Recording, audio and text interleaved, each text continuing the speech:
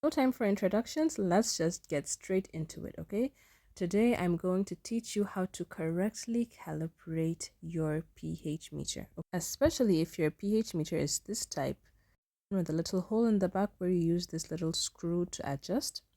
This is not actually the first time I'm calibrating my pH meter. The first time around, I watched a YouTube video which gave me all the wrong information and I basically messed up my meter and I'm having to do it all over again. That's why I want you to see how it's done correctly.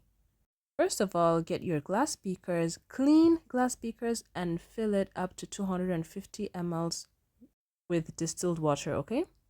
The buffer powders usually come in a pack of 3, but for now I just decided to use 2.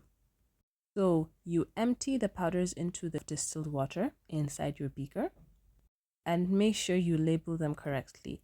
I'm just putting the empty tea sachets under the beakers just for easier identification. But you could do whatever you want, it's a free world. Then you make sure you mix until the powder has completely dissolved into the distilled water. I didn't feel like going to get a spoon, so I'm just doing this, okay? I'm just stirring it around. Finally, after like a minute or two, when everything has been dissolved nicely, it is now time to start the calibration process. I forgot to mention that you also need a little beaker of clean water, clean distilled water by the side so that you can be rinsing your pH meter as you go along. And that's the small beaker by the left. First and most importantly, listen very well to this, okay?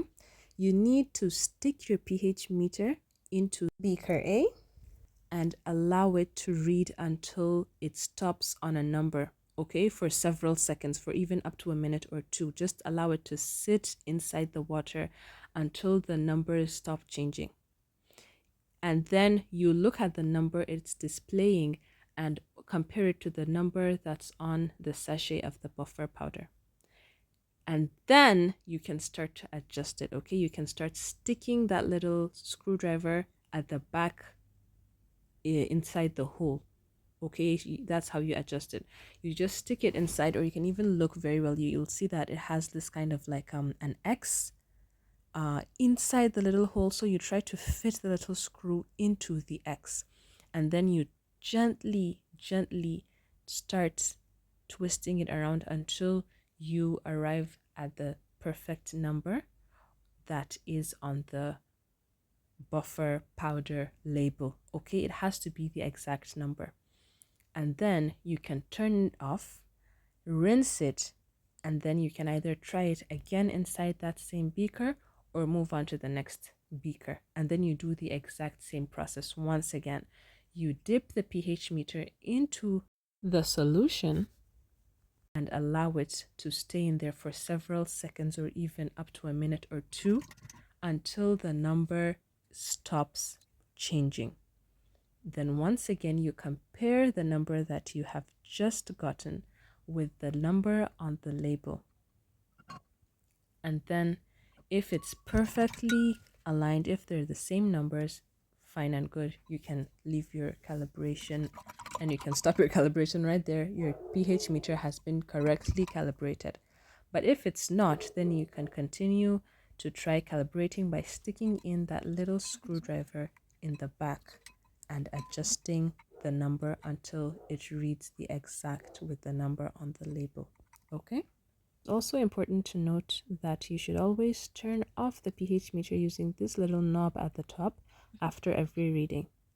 Then you rinse it and stick it in your next solution, then turn it back on for accuracy purposes. For me, since I already messed up the meter the first time around, I tried for almost an hour calibrating left and right, up and down, all around. It was a very frustrating process for me, let me tell you. And it was all because I messed up the meter the first time around. So please save yourself all that frustration and wastage of money and look at what I'm doing. Watch this video, okay?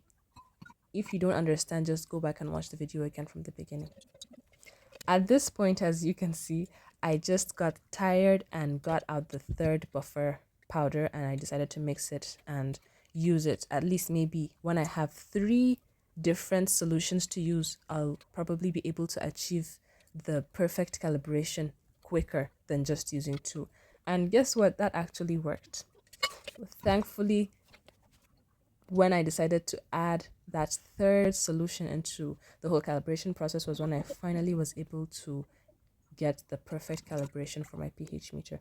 So I think that you should start with two, but if it's just not adjusting, if it's not calibrating itself, just get out your third buffer powder and just mix it up. I know you'll feel like you're wasting your distilled water since, like, we have to buy distilled water. It's not like just opening your tap and collecting water. No, you have to buy the distilled water and then use 250 ml. Like right now, I used 3/4 of a liter, which of course I spent my money and I was not happy since I can't use this water for anything else. I'll just have to pour it down the drain. Not to mention, as I said, the money I already wasted on buying new buffer powders. But at the end, it was worth it because I was actually able to use all three to finally get the correct reading. If you look closely at the meter, you'll see that I was able, in fact, to get the correct reading finally, as I told you, after like almost 1 hour of calibration. This first one, I got 9.2. For the second one, as you can see, it reads 4.0.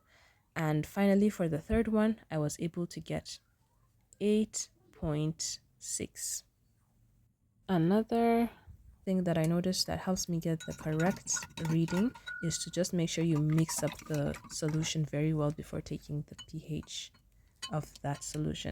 I was actually hoping for 6.9 since that's what you get when you round up, but I'm actually happy with this one. So I have successfully finished calibrating my pH meter. Yay! And I hope you won't repeat the same mistakes that I did. Don't forget to like and subscribe, and you can drop your questions in the comments.